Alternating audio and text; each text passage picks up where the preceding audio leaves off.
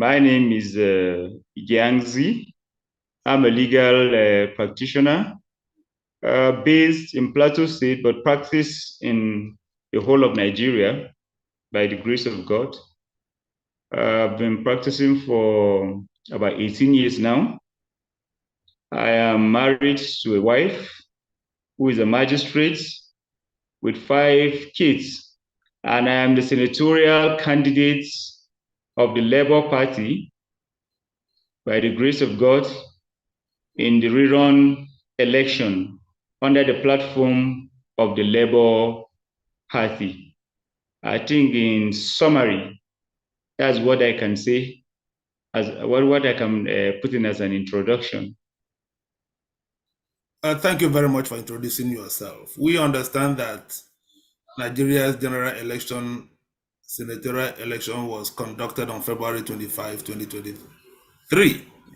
So how is it that your senatorial district is facing another election? What happened? Prior to the election, there were challenges on ground, and we actually informed the people that the People's Democratic Party, who actually was declared as the winner of the 25th February 2023 general election, had a challenge.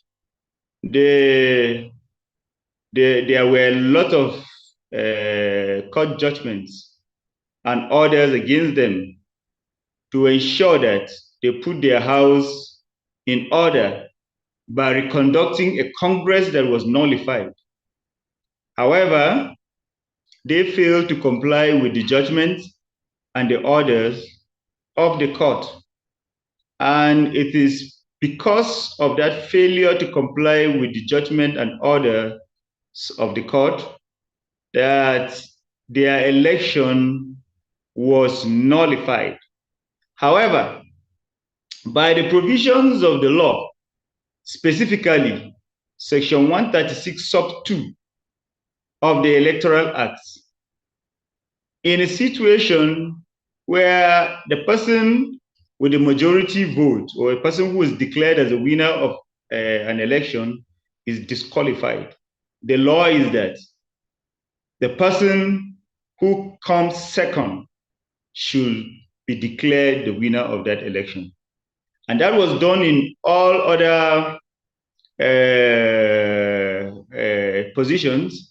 That's from the governorship to the other senatorial candidates, members of the House of Representatives, the members of the House of Representatives. But when it came to my own case, I also came second. And another candidate of the PRP who also came second, that's in Just Not Bassa Federal Constituency. We were asked to go for a rerun. So that's the situation we find ourselves. As a lawyer, I wouldn't want to say much about that.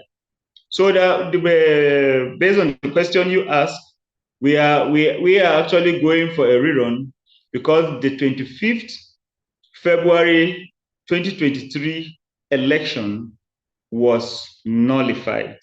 And it was nullified because of the failure of the People's Democratic Party to comply with judgments and orders of court.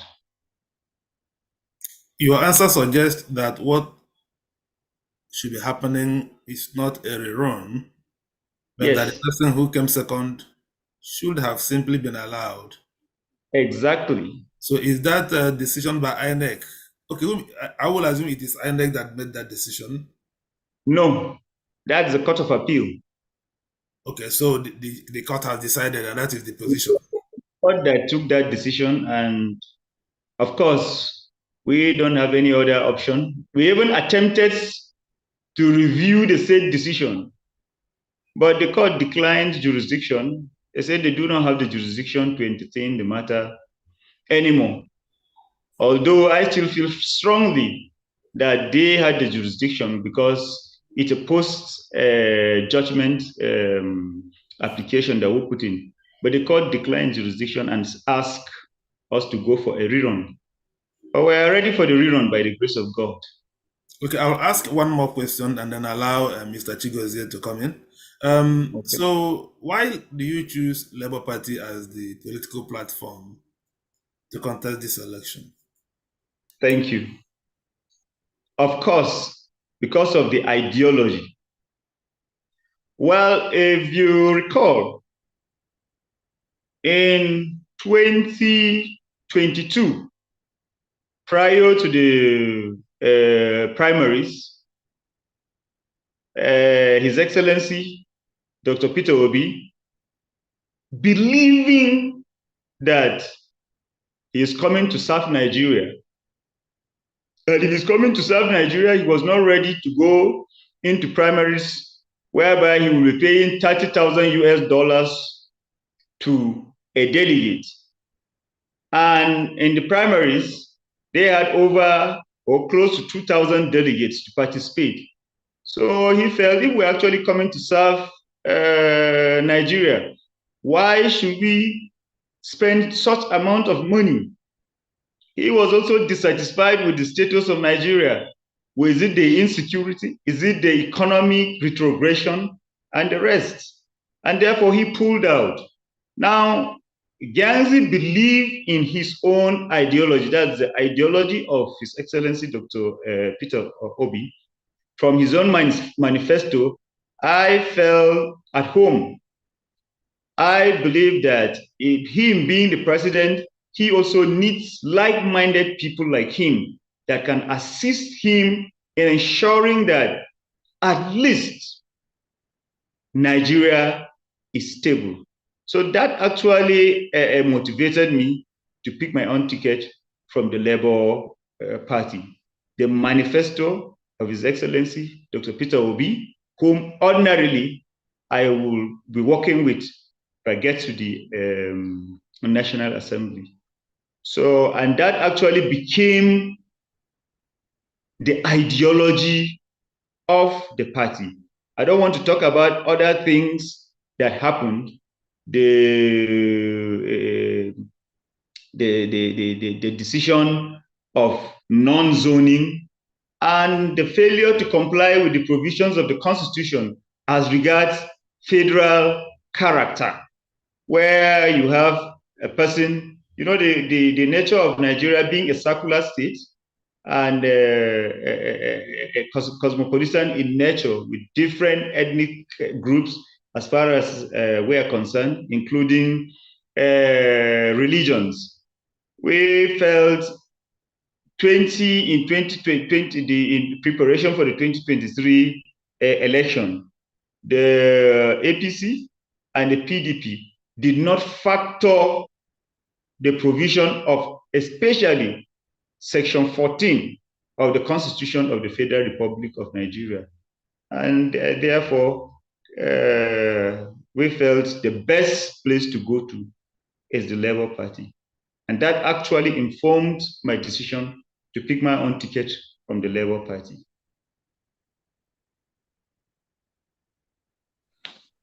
Thank you. All right, thank you very much. You're welcome once again, Mr. Gyang. My name is Chigozie Alex. So you've told us what inspired you to pick up your tickets from the Labour Party. But yes, I would like to ask, what inspired you to run for this election? What motivated you to pick up the form to decide to run for the election? Well, the difference is not really much, or I will even say there's no actually difference from what I just said. What actually motivated me is the fact that the Nigeria as a country actually became a joke. To the extent that the level of oppression, the level of corruption, if you look at our educational system, if you look at the economy, if you look at what is going on in the country, it's actually very, very sad. And it has become very, very imperative to fix Nigeria as a nation that will accommodate all of us. From the decisions taken, or from what the other two major political parties were doing, I felt it was imperative for us to depart. We're talking about youth unemployment. We're talking about empowerment. Look at our traditional institutions. They've been bastardized to nothing. Look at the issue of insecurity. I am from Plateau State. I am from the northern zone of Plateau State. There are issues of land grabbing. My people have been sacked from their communities, and then no action taken. And I felt we need people with capacity, people who can actually assist in making laws that can save us as a nation. I was also looking at the issue of restructuring, because it also became very mandatory for us to look at the issue of restructuring. And none of the people from my own constituency we're talking about restructuring. We are actually looking at, if there is restructuring, at the end of the day, every state is going to be serious, because that will also involve resource control. You control your resources, give it to the center, so that you'll be able to manage a lot of issues within your zone or within your state, issues of state police and the rest. So I was motivated to pick my ticket under the Labour Party, because I believe that is the only platform that can make me to pursue these things that I just mentioned or highlighted for my own people. All right, thank you very much. You've spoken well. But then over time, we've seen candidates who have great plans and who have a lot of things they want to achieve or do for their people. But when they get into the Senate or go into the that office, we see that they become silent. Of recent, obedience have been clamoring. They have been angry at the senators and the House of Reps members of the Labour Party that we elected. Reason being that a lot of them are silent in the House. So, why do you think you will be different? You will not lose your voice when you get there, because we know there's a lot of juicy offers. We know there's a lot of prayers and all that politicians get, and they keep quiet. So why do you think why would you think you will not lose your voice when you get there? Well, nothing will make me to lose my voice. I wish you're from Plateau State, or before inviting me for this interview, you had followed my antecedents as a legal practitioner. I am a very content human being. As a legal practitioner, ordinarily, if I'm going to lose my voice, then I would have since lost my voice. Because let me just tell you, government cases, I do not handle. Most of the cases I've handled over the years are fundamental right enforcement actions. And if you follow those cases, you discover that they're actually coming from the weak members of the society. And I'm just talking for myself.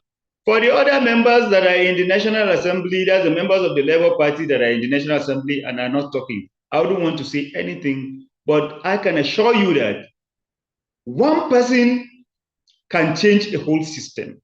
And that's why I feel very strongly that I should be given this opportunity. I may be the reason that at the end of the day, they will also all come out to ensure that they clamor for a change, a positive change for Nigeria as a country. So I don't have any reason why I should be quiet over issues that actually made me to go into the contest.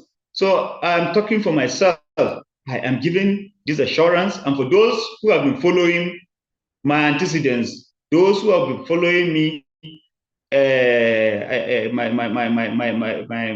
actions, they will know that, well, I don't get motivated by pecuniary distractions. I am a very focused human being by the grace of God, and by the grace of God, I will also remain focused and resolute to ensure that what actually motivates me to go into this contest, I pursue it to a logical conclusion. Thank you. All right, thank you very much, Mr. Gyang, Barrister Gyang. You've spoken well. I want to believe that you will keep to your words when you get there, because I believe your quest to be a successful one. So before I pass over the mic to my colleague, I would like to ask you one more question. Yeah, when you were speaking, you talked about Nigeria as a whole. You talked about something you like to do for Nigeria, but I would like to ask, what is your vision for the people of Plateau North Senatorial District? What is your vision for your people? Thank you. Thank you. And how do you achieve them? Yes, including the youth. If you look at the nature of Plateau North is a miniature in Nigeria. Is cosmopolitan in nature. And the first thing I want to achieve for us is unity. I believe if I'm able to unite people of Northern Plateau, then most of the work would have been achieved. The second issue that has been affecting us as a people is the issue of insecurity. And I feel there is a need to have a loud voice. I believe those who have been talking, yes, but the voice is not as loud to change the situation. After unifying the people, we will ensure that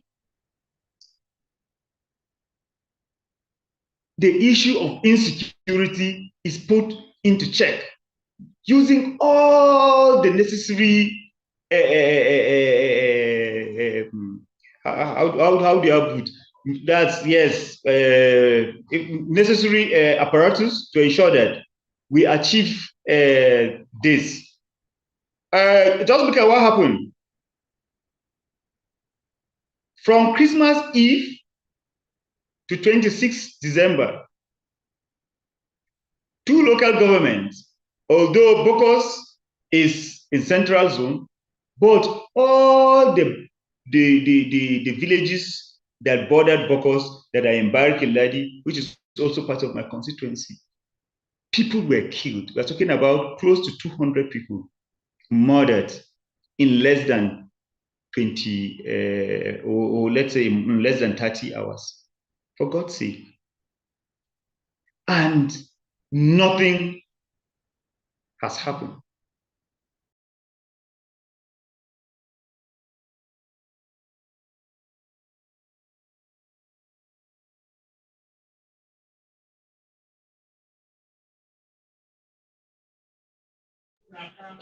I think your mic is muted.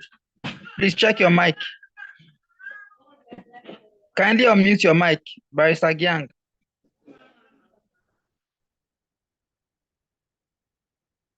Barrister Gyang, can you hear me? Unmute your mic. Your mic is muted. Kindly unmute your mic.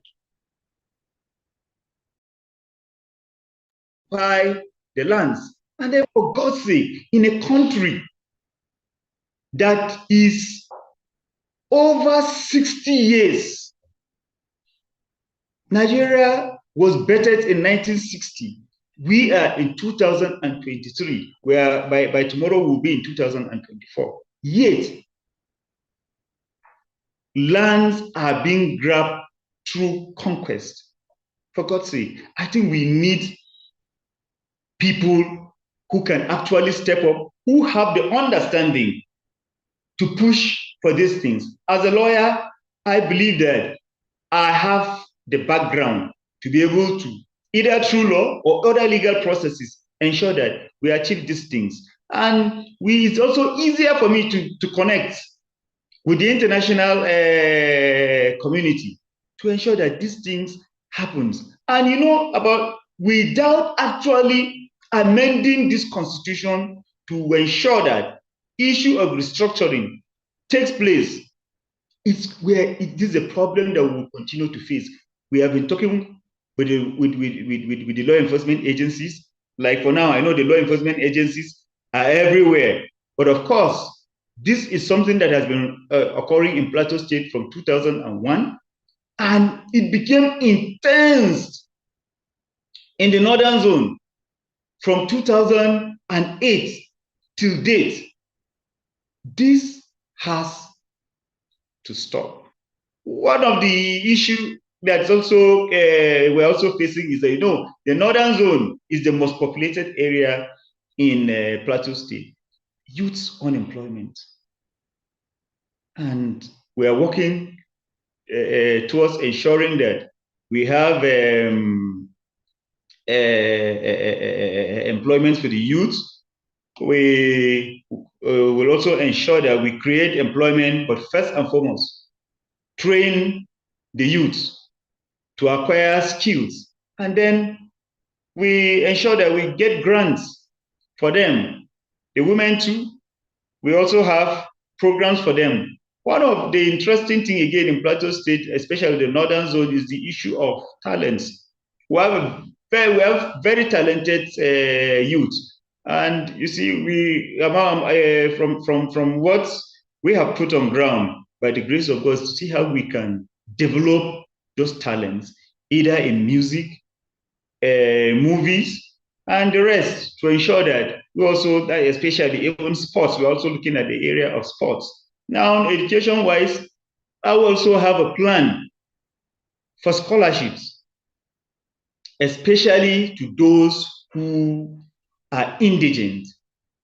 You understand? For the poor people of the zone.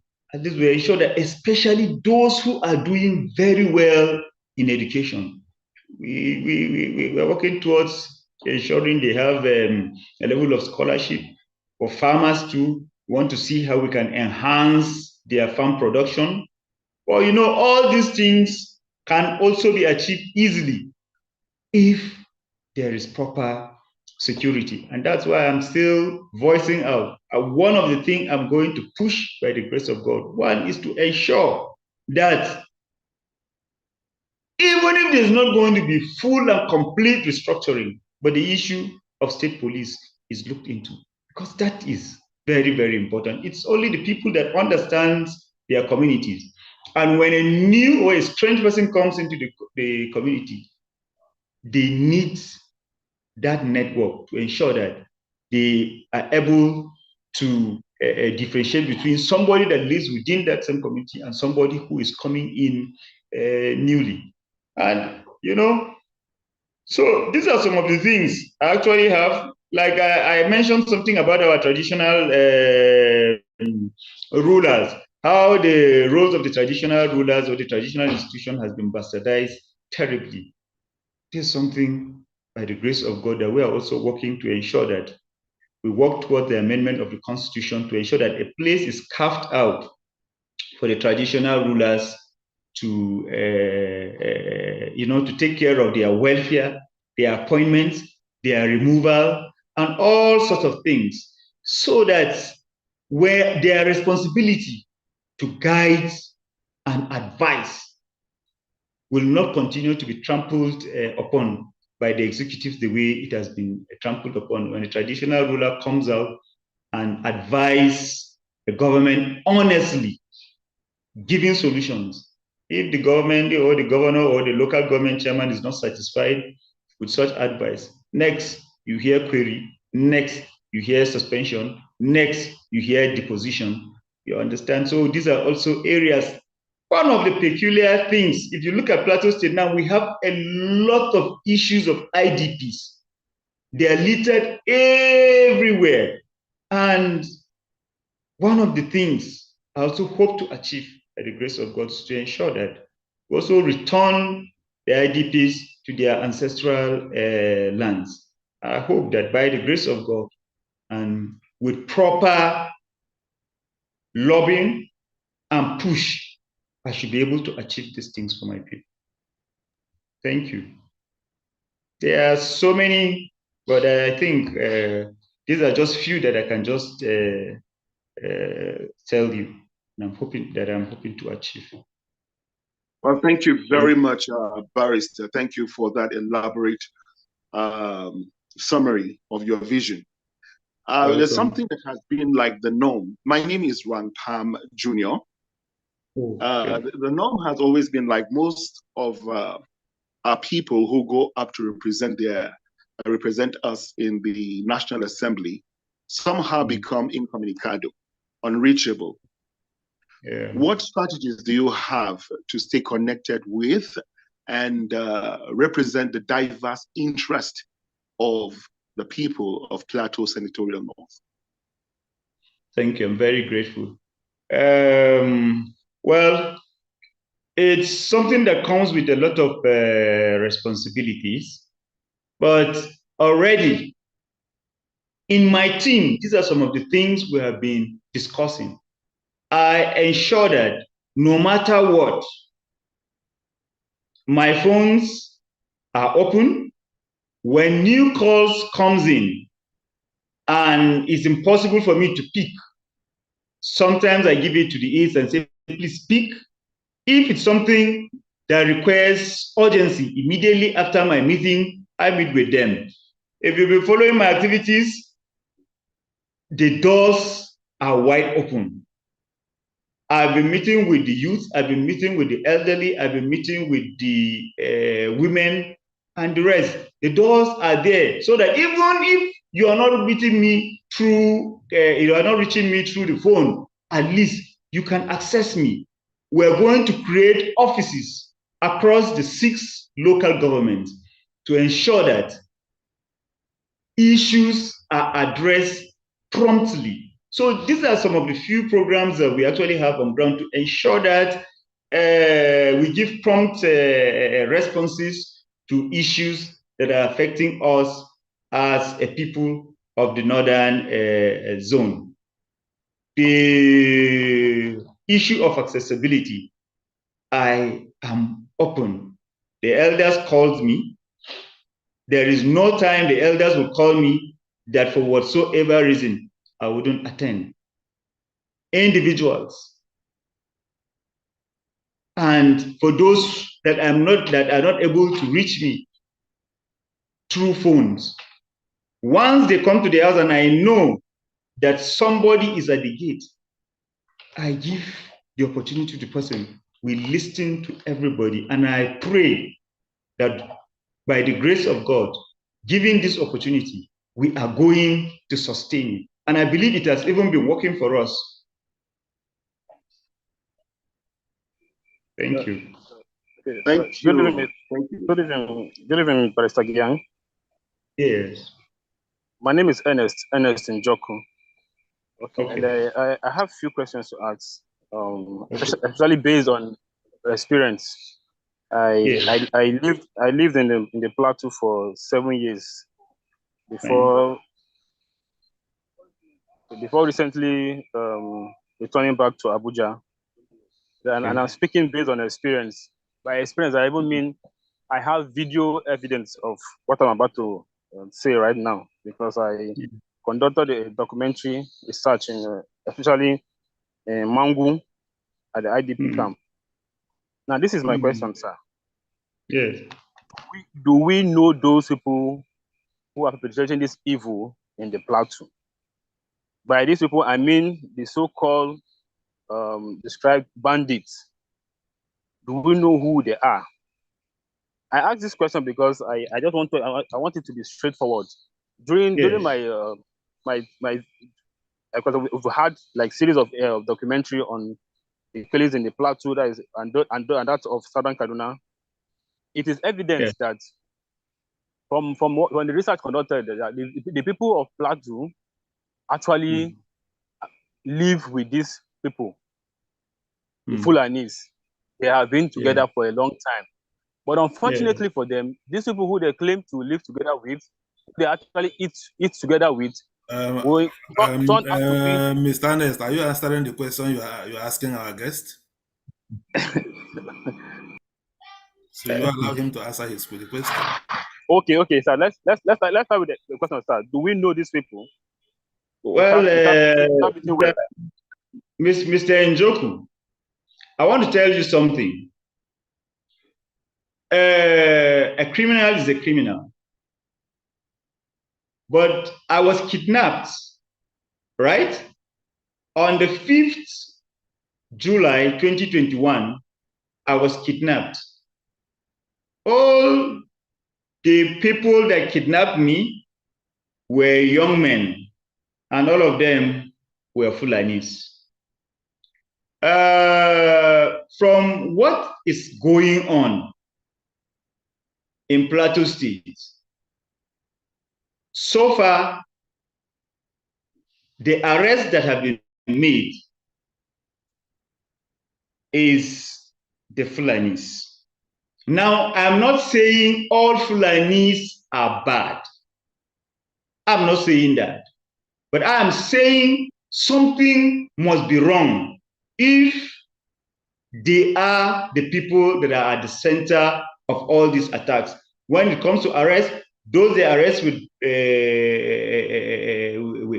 arms, those who goes for the operation, I just gave you a scenario that I was kidnapped, and all the young men that actually kidnapped me, about 8 of them in numbers, all of them are Fulanis. So that now well, that's why we also need to be circumspect in our approach. That's why I say there is a problem somewhere. We need people who are courageous enough to stand as our representatives at any level. Those few people, I don't know how to put it. I said I am not generalizing that all Fulanis are bad, but those few ones that have shown that attitude have shown that something is wrong with this group of people, assuming it is the Birom people. You understand? And first, second, third, fifth arrest are the same people. Of course, they'll say there's something wrong with the Birom people.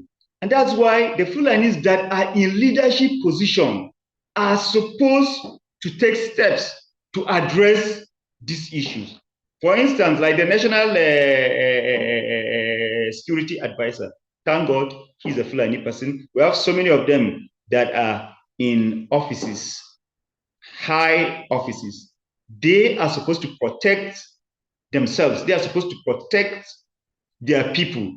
They are supposed to protect their clan or their ethnic nationality. And that's why they are supposed to come out with full force to ensure that anybody found wanting, irrespective of your tribe or religion, is dealt with. So I am actually saying, from what is going on, we have seen the nature of the attacks, the attitude, and how lands are being grabbed after the people are forcefully removed from the land. Now, when you go back to those lands, who are occupying the lands?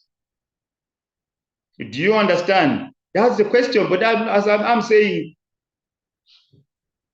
we need to take drastic steps in addressing these issues.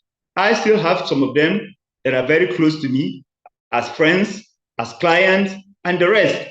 And we have been talking. I have been talking to them and say, why is it that we are having this problem? We have this kind of relationship. Is it that we do not talk to our people? And these are issues that we must address jointly as a nation. And that's why I'm also thinking it is very important to also call for another national sitting. It's very important to call for another national sitting. Let traditional rulers also come. Let us hear from them and let us give marching order. And I think that will also lead to the amendment of the Constitution at the today, because when we amend the Constitution, it's going to address a lot of issues. Now, I'm not going to stop at that alone. Sometimes they work hand in hand with some of the natives. Because as a lawyer, I've also handled some cases whereby it is not just the Fulanis. They are working hand in hand with some other nationalities, especially when it comes to issue of cattle rustling. Usually, it is a syndicate. You see the locals in, you see the Fulanis in, you see the Igbos in, you see everybody. It involves everybody. So our approach should be how to tackle these criminalities. Once we are able to come out and honestly, not just to come out, when we are able to come out honestly and sincerely to tackle this issue, I'm telling you, we're going to tackle it. It is because we are not honest about the whole thing. And, you know, it takes people with courage to actually come out to pursue, so that even if you are not willing, you will be forced to ensure that you come out to do the right thing. So I think from the question, I've answered. I've just gone beyond to expatiate further on the fact that they are not just the people. Sometimes they also work as a syndicate, that's hand in hand with other nationalities. You understand? But majority, it is not hidden. I've had cause to be outside this country to address these issues. I was at the Hudson Institute. I was at the Freedom House. I was at the National Press Club. I was at the Wilson Center, all in the United States of America, to address these issues. And the data are there. They all know who are behind this. And, you know, the worst case scenario, even the government have not shown much interest in resolving these issues. The government have not shown much interest in resolving this issue. And it is because of political correctness.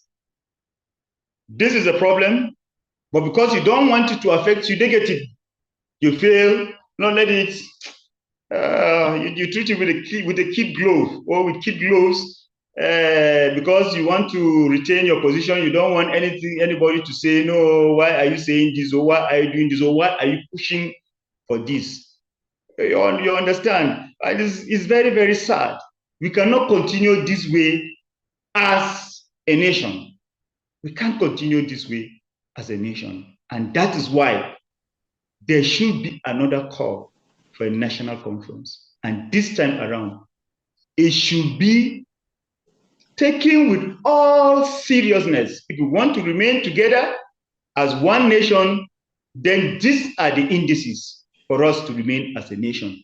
If we do not, or if we think we cannot accept these conditions to remain as a nation, then let's look for another option. You understand? It's better than killing people. Let me tell you something. Whatever your achievements are as a leader, so long as the lives and properties of people of the nation is at stake, then it is not achievement. It's not an achievement. And that's why we must be very serious and drastic about these issues. And I'm assuring you, by the grace of God, we are going to push for these things. We are going to push for these things. Thank you. All right. Thank you very much, Barrister Gyang. You've spoken very well. Yes. I can see we have a hand up, Maisteye. But before I pass the mic to Mr. Miles, I want to take a question from one of our participants in the comment section. He says, I think from Mr. Patrick Dakum. He said, can Barrister Gyang say something about his plans for local miners, especially laws on rights of communities to the minerals in their localities? Should I take that immediately? Yes, you can go ahead. Oh, beautiful. Now, if you look at the Nigerian Mineral and Mining Act, automatically has taken care of these issues. And there are also the mining regulations. Of course, before anybody comes into a community to mine, the community must give consent to that person. Now, after giving consent, or before giving consent, the community have the right to go into a negotiation with the prospective mining company. So you see, automatically now, it now depends on who the community gets as a lawyer to prepare their agreement with the investing company. Their rights are already protected by the Nigerian Minerals and Mining Act, but you need to get a lawyer that understands these things very well to prepare social, that's a community development agreement, social, corporate social responsibilities, and the rest. You understand, these things are there. One of the things that we have encouraged over the years, and some of the miners are already have already started doing, is having corporates. What do you call them? Cooperatives. As miners, you register a cooperative carrying a number of miners in the community, and then with that, you can source for loans. And at the end of the day, you're also assisted to go into not just artisan mining, but a mechanized mining. You understand that the people are going to benefit from, you are also going to benefit from. What I have done over the years is to also ensure that when I'm preparing an agreement, I'm now talking to you as a lawyer. Now, all we need to do is to see how we can look at the Nigerian Mineral and Mining Act to see some few areas that can be amended again to ensure that the people are further protected. For instance, where a consent is given before license is issued, if they are dissatisfied whether they can have the right to revoke that license, that's not clearly spelled as the conditions for revocation, where it affects the local communities. These are some of the areas that we may also look at. But you know, again, as a nation, we are growing. When you are making the laws, you need to factor the interests of both the nation, the community, and the investors to encourage foreign investors, because I can tell you that we do not actually have the capacity to mine here, and that's why over the years it has been artisan and illegal mining everywhere. But the foreign investors, when they come, they do it better, and we have a duty to ensure that there is an enabling environment for them to also do that. As far as I'm concerned, the laws are there. So my advice is they should take advantage of the laws so that when miners come in, that's foreign investors now come in, they should be able to go into detailed agreements with them. But for the artisan miners, as an individual, by the grace of God, as a legislator, I have a plan of also seeing how we can empower them by giving them sub-loans, and then by getting them to register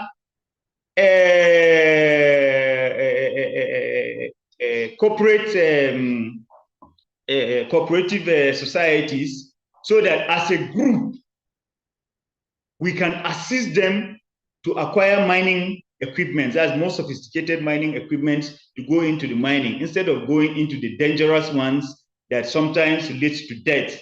Because we have seen so many situations whereby during mining activities, the whole place collapses on people and killing them. That's not what we are. That's why we are not really projecting illegal mining. We prefer to assist them, give them loans, and where we can source for grants, give them grants to assist them to go into real mechanized mining.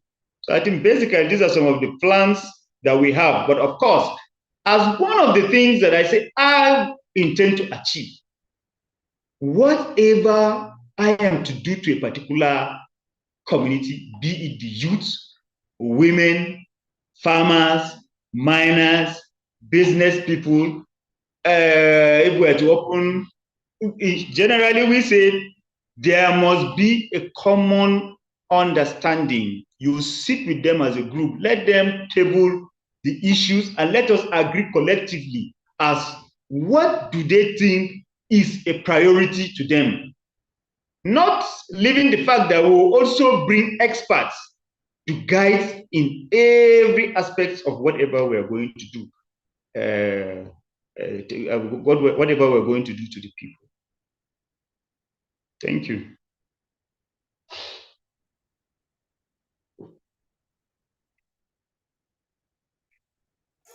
Okay, Mr. Miles. Mr. Miles have had his hand up for some time, so can you ask your question, Mr. Miles?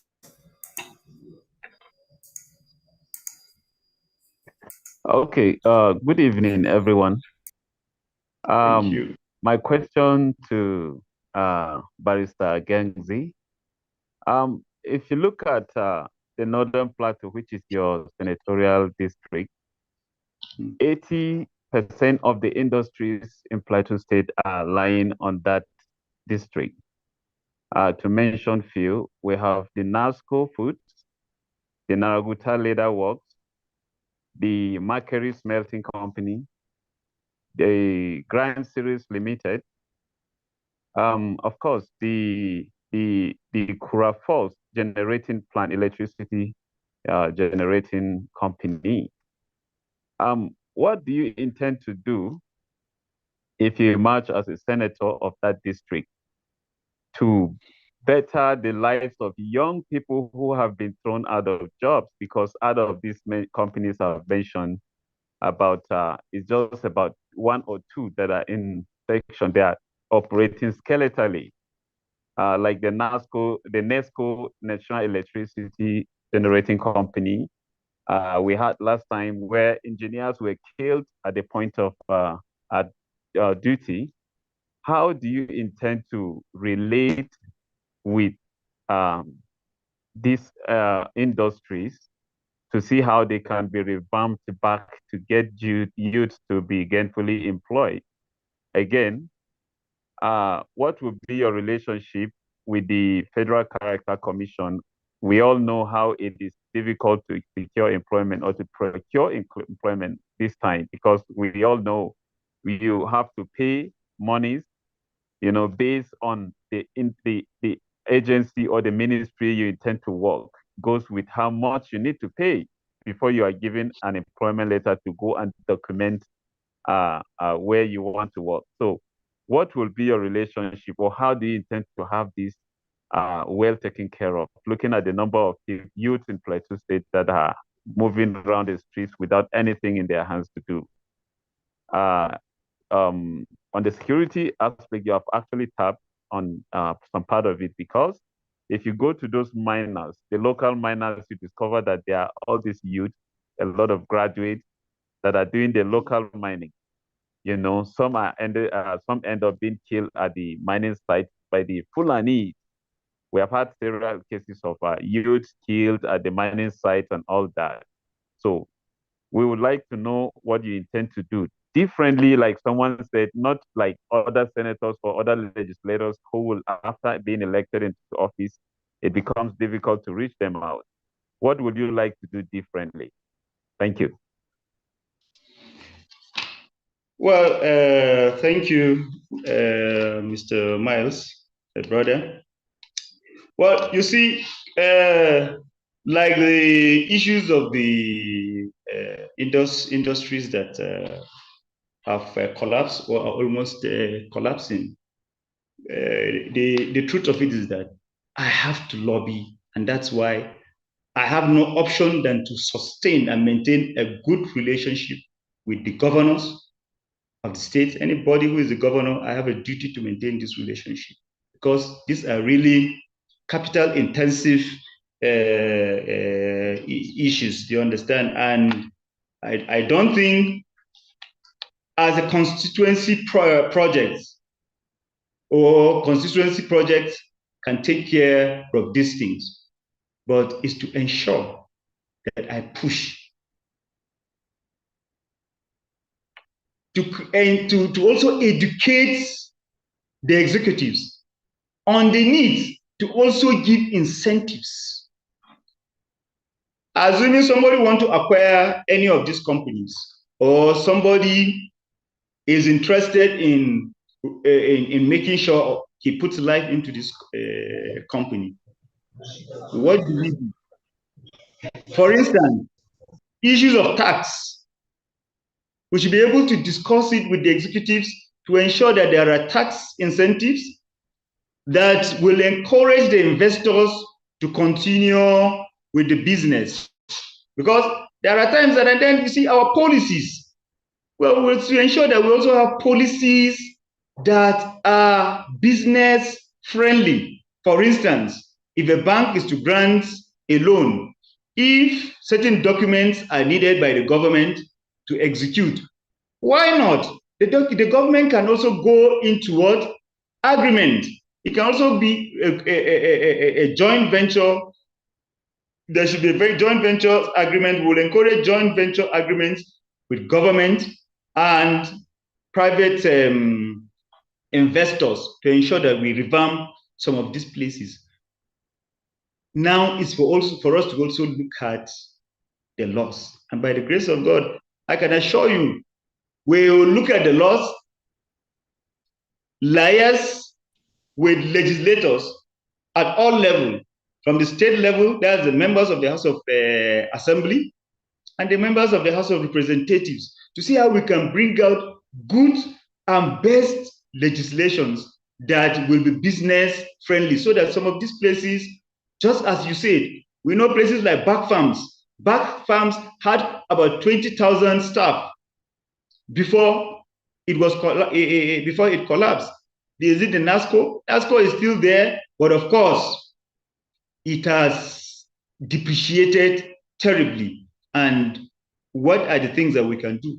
We can do a lot of things to encourage them not to go into unnecessary fight. But 80% of the job here is executive in nature than legislation. But because of the background I have as a lawyer, having gone into negotiation with so many, between so many companies and government institutions, I should be able to encourage the government, or I should be able to guide in seeing that these things are achieved.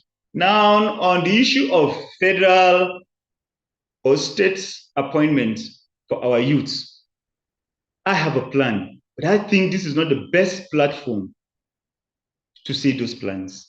Because when I say them, of course, one way or the other, somebody may sabotage it, but I have it. All I am giving assurance is that my time is going to be different. How I'm going to manage the federal character is not something that I should be able to disclose on a platform like this, but I am going to manage them. But one thing that I must say here is that legal actions are not excluded. Where we try to ensure that the laws are followed the way they should be followed, and they are not followed properly, where we try to ensure that adequate negotiations and lobbying are not giving us the desired results, legal actions are very likely to also be options, because we need to see the difference this time around. And by the grace of God, I have tried it in the past. I will try it over and over and over again. I talk about the issue of the mining, talking about the Fulani is going to kill miners during operation. Of course, these are security issues as well. I've talked about the need to make sure that we work on our security apparatus, but I have been also emphasizing on state police.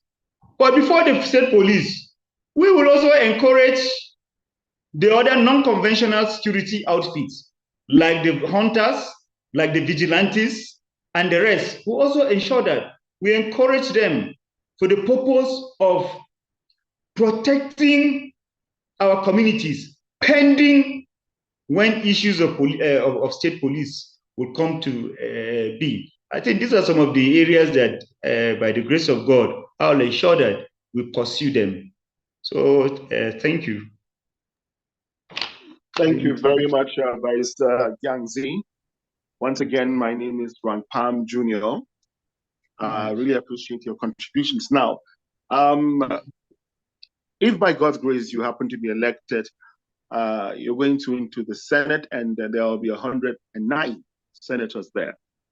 Yes. And the elephant in the room in Plateau State is basically security, because out of the 21 local governments, 7 have been attacked, one of the largest in any state in the country now.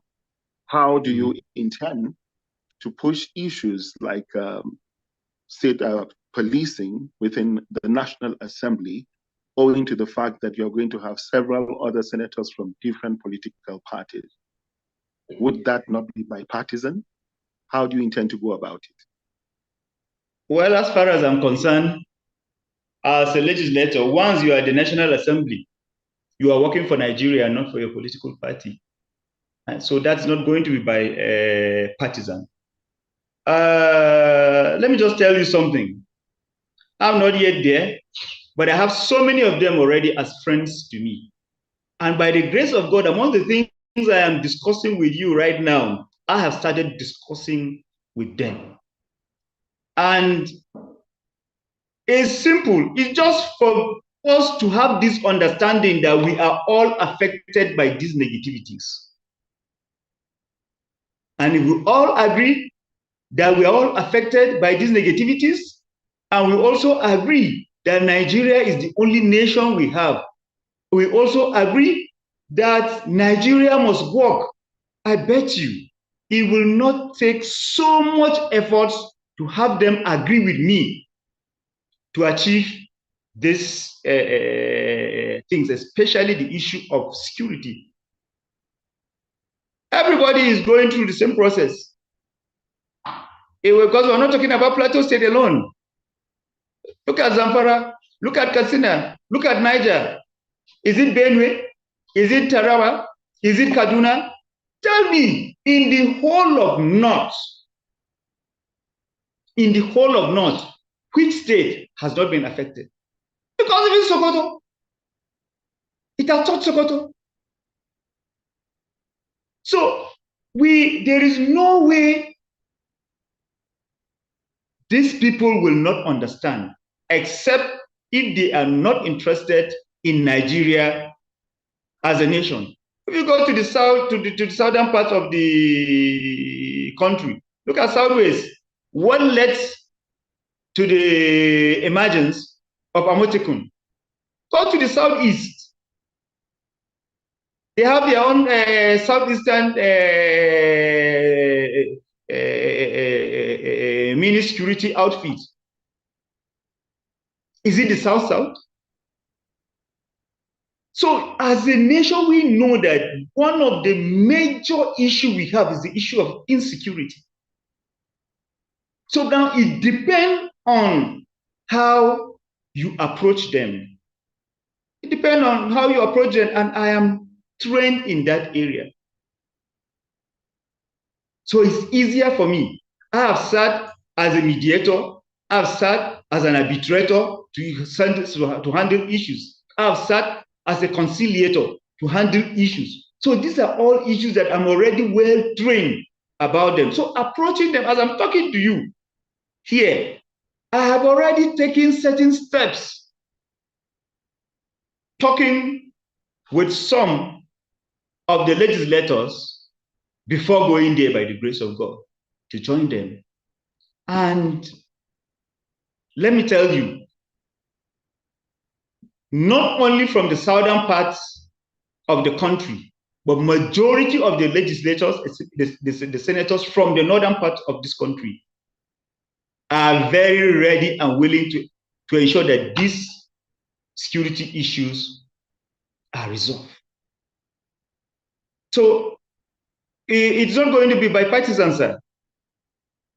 Because once we are elected and we are the National Assembly, we are not working for our political parties, but for Nigeria as a nation and for all the citizens of this country.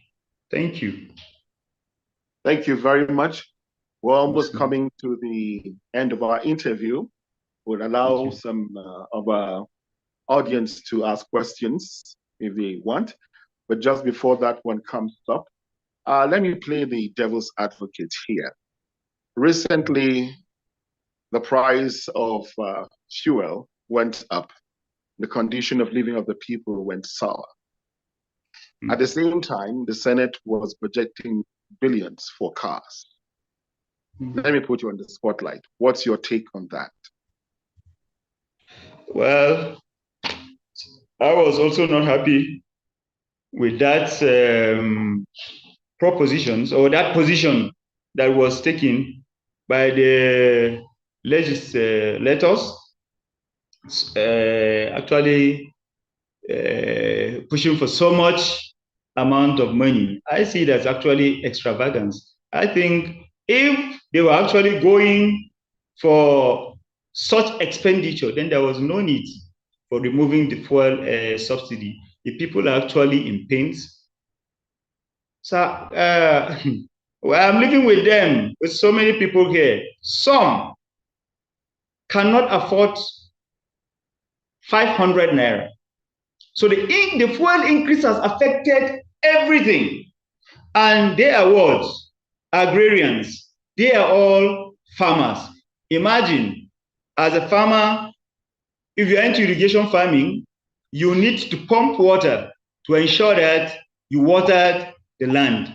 Now, if you were using 4 liters of fuel when the fuel was 195,000 naira, that with 800 naira, you can achieve that.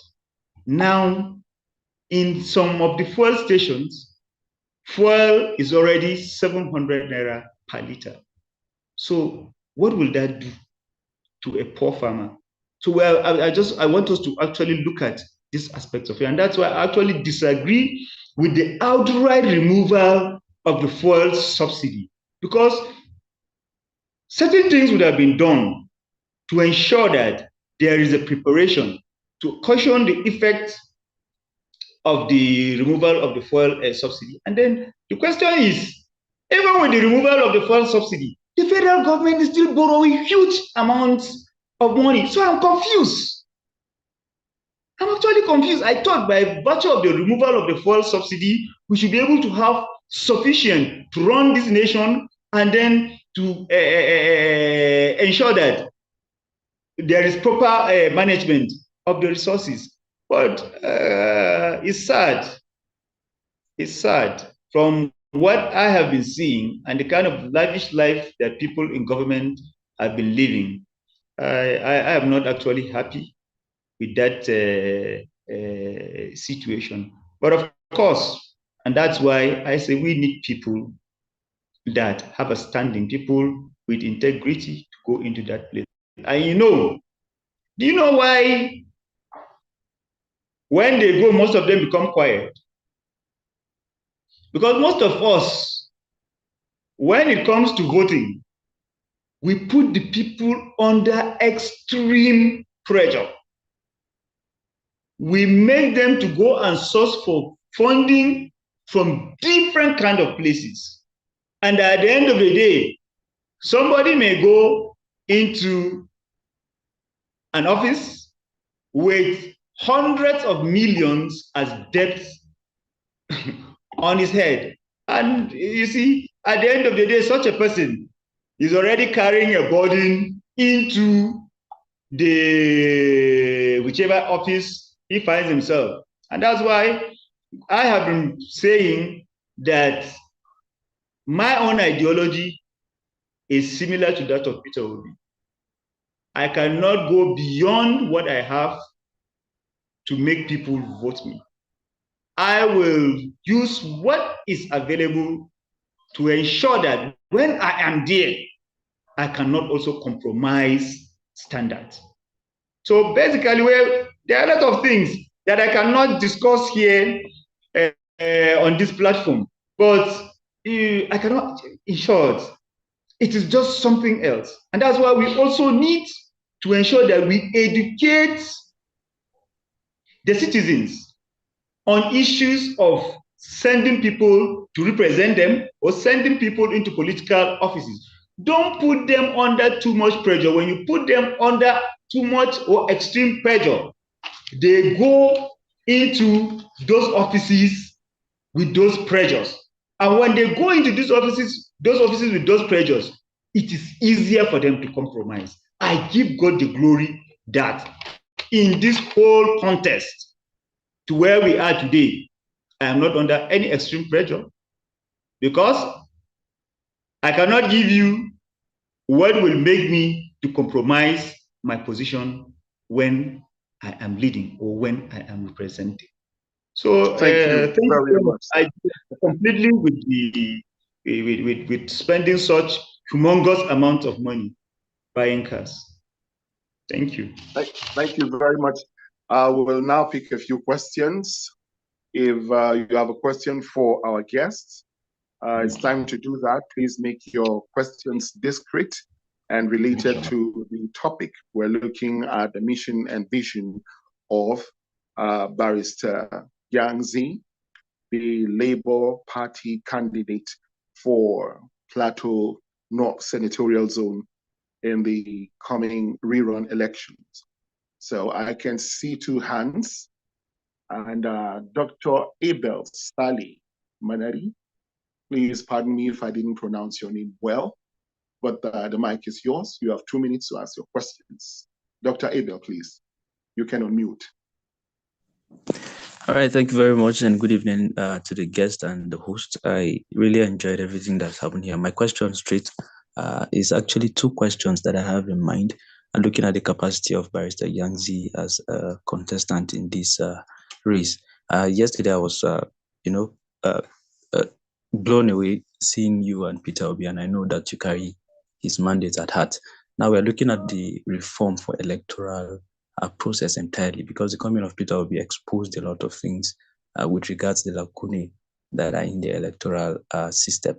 I don't know your policies, sir. If you can explain to the House more concerning that and what you feel to help tighten the knots to make sure that coming out 2027 and going forward, we can be able to fix those structures that we have in mind to deliver Nigeria. And secondly, I'm looking at Plateau Northern Zone again as a large constituency and one that is really built on rocky terrain.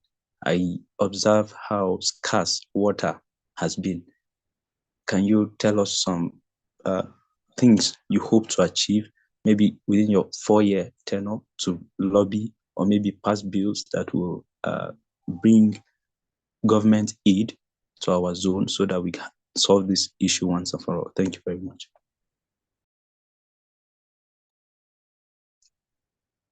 Thank you very much, Abel. Barrister Gyang Zi, sir. Should I proceed? Yeah. Thank you, Dr. Abel. Electoral reforms and the issue of water scarcity, especially in northern Plateau. Now, let me just tell you something. I need to share certain things to you. As far as the laws are concerned, we need to ensure that we talk to INEC. The laws are there to guide the electoral process. Based on our present status, you know, we are not very educated.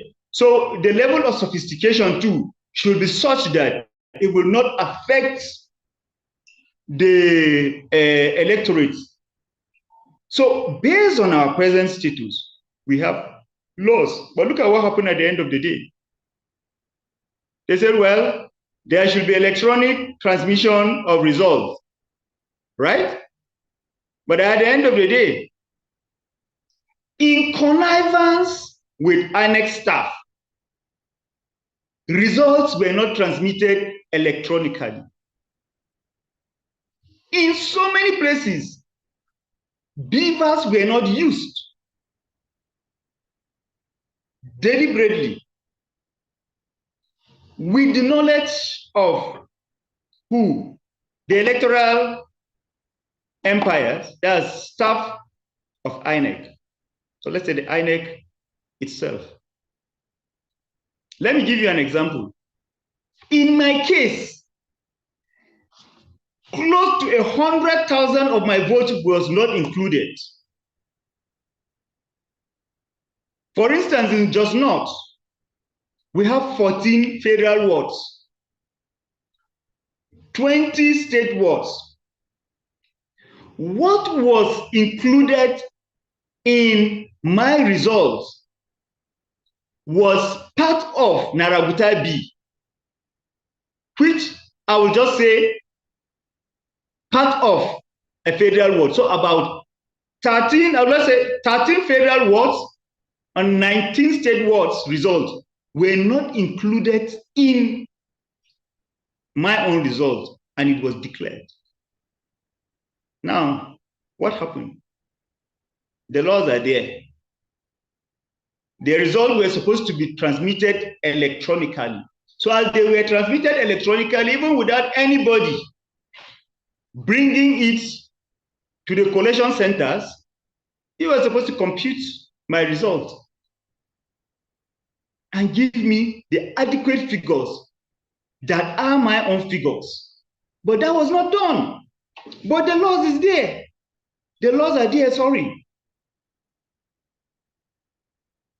Now, you know the sad aspect of it, and as a legal practitioner, I've done so much to ensure that I don't talk about the judiciary. It is my constituency, and I believe that if we are to build strong institutions, we are not supposed to cast aspersions on those institutions. But what happened? When election petitions were now filed in courts, well, what did the court say? The court says it's not mandatory to transmit the elections, the results electronically. That wasn't mandatory. Can you see the problem now? Now, coming to what happened in my own case. At the end of the day, after the judgment at the lower election petition tribunal, there were petitions flying left, right, and center. PDP is writing petition against these judges. Labour is filing counter petition against these judges and filing petition against these judges. APC is firing its own.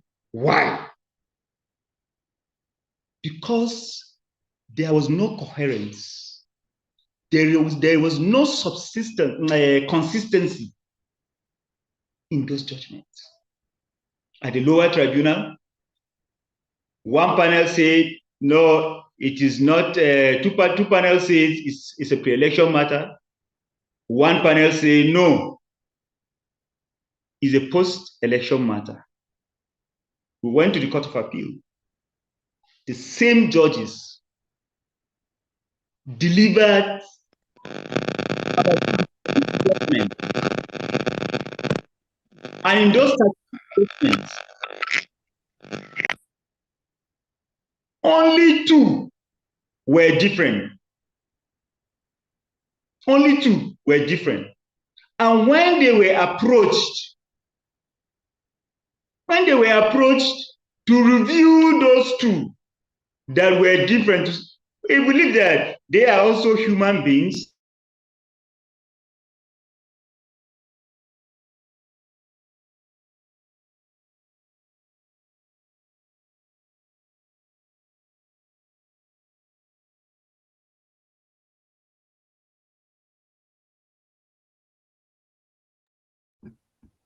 Barrister, I think your mic is muted. Please unmute your mic. If you can hear me, Barrister, we can't hear you now. Your mic is muted. So you need to unmute it so we can hear you.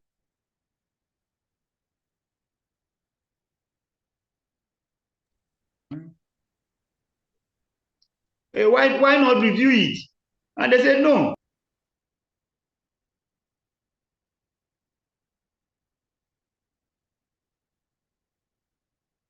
Okay, Barrister, your mic is muted. Kindly unmute so we can hear you.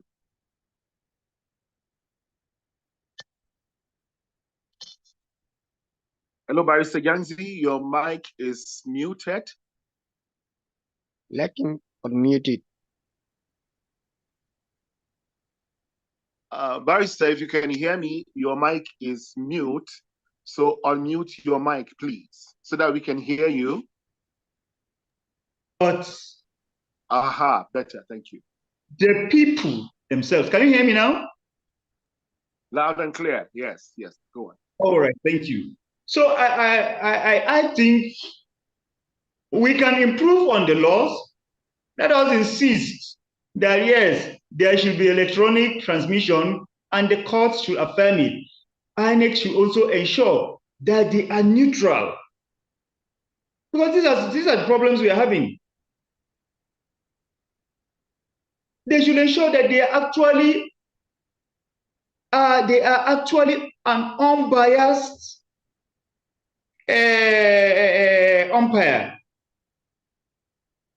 So these are the issues. So, if you did not pass your exams from primary 1, you cannot go to primary 2, right?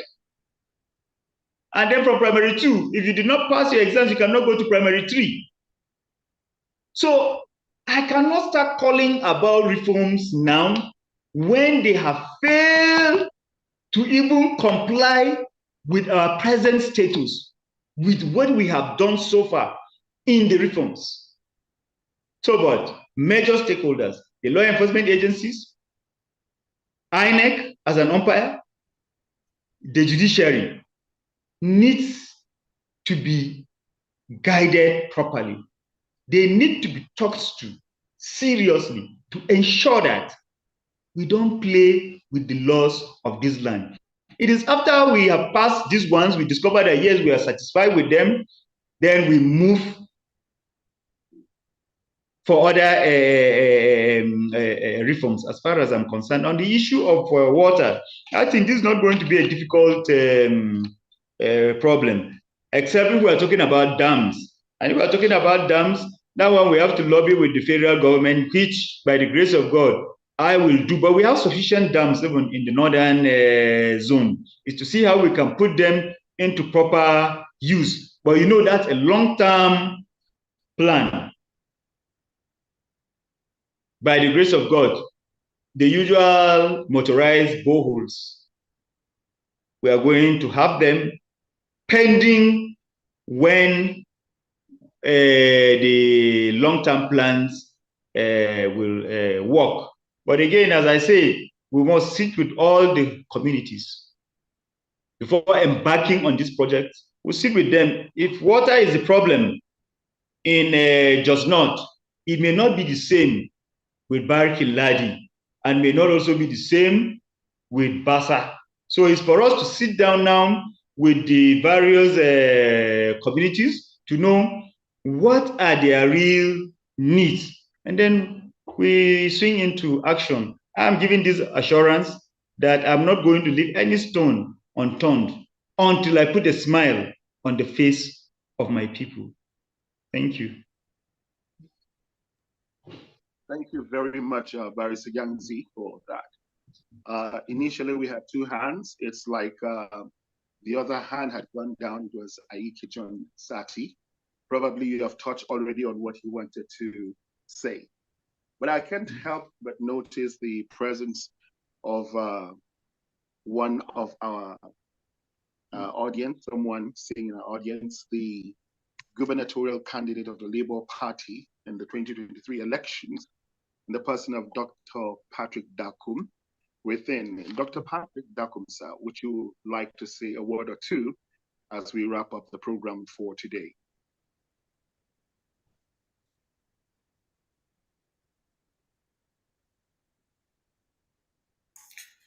While we wait for Dr. Dakum to unmute himself, Barrister Z, if I may ask two final questions. I've unmuted.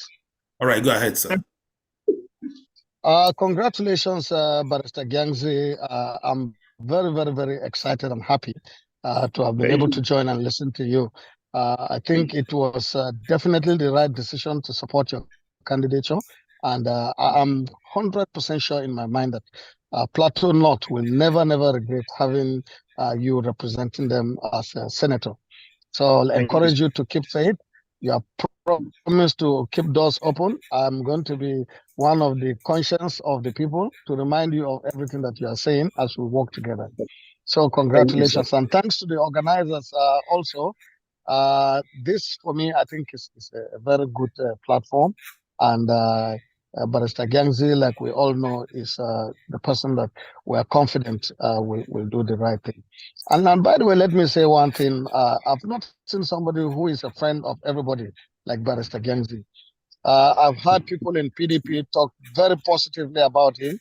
I've had people in APC talk very positively about him. And of course, Labour Party is home to him. People in NNPP, everywhere, they talk about your philanthropy, about all that you have done. And surprisingly, also, I met a Fulani man that felt that you are the best candidate. So we look forward to how you utilize all of this in order to, help Plateau State and to promote laws that will make Plateau State a better place and a home of peace and tourism. So once again, congratulations in advance for winning this election. But we have work to do. We will do all that we can. All right. Bye-bye. Thank you, sir. Okay, thank you very much, sir. It appears your intervention has solved one question I wanted to ask, which is the level of support Barrister Z is receiving from the Labour Party establishment, including that of Mr. P2B himself. Are they fully 110% behind your candidature?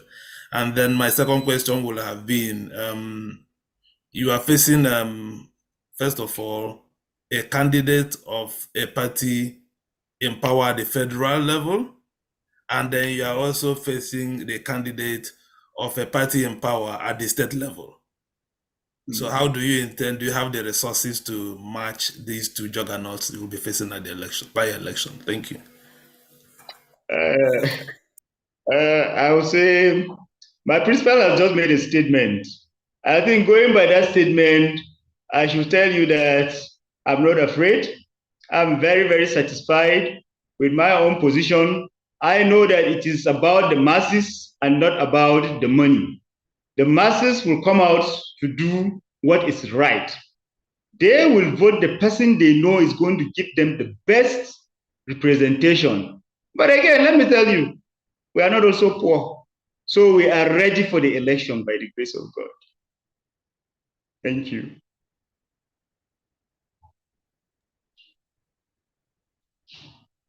Well, thank you very much for that concise answer, Barrister Gyang Zi. Now, just a final question as we prepare to move.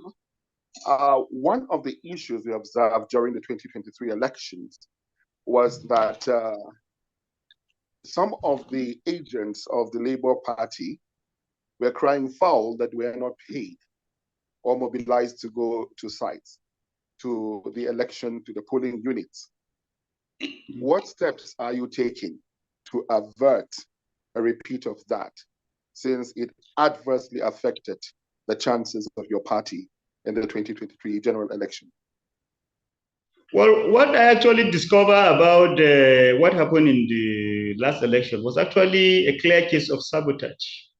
Well, they were paid. You remember that election was conducted under a very terrible atmosphere, a system where monies were not in circulation.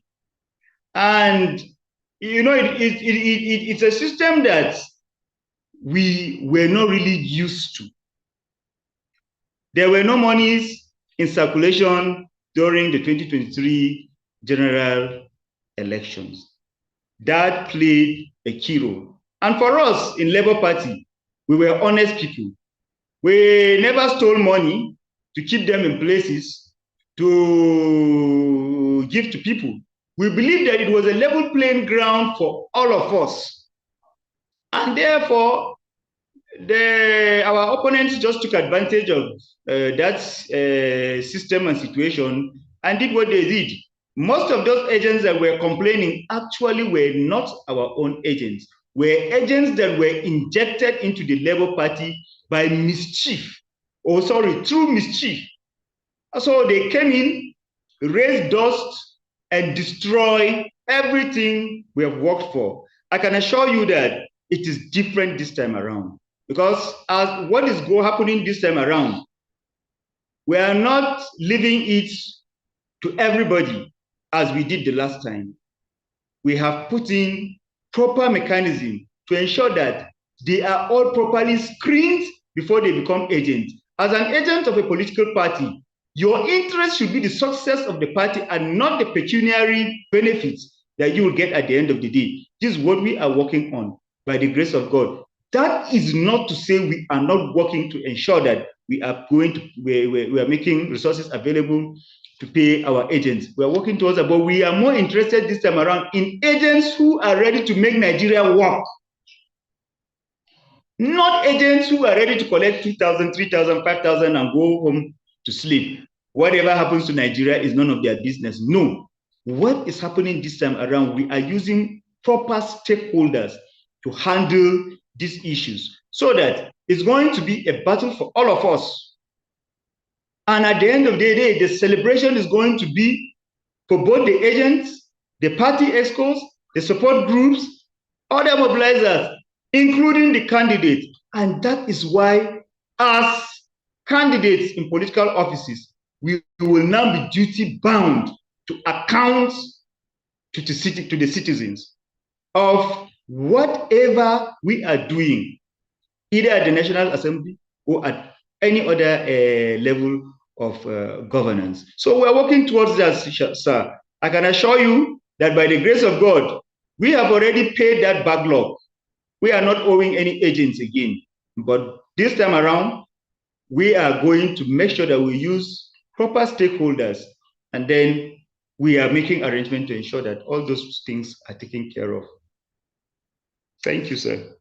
And then we are also pleading that you should also educate the electorates, educate the citizens, including those that are very likely to become agents, to ensure that they also take this as their own responsibility, as their own contribution to nation building, and not just for pecuniary benefits.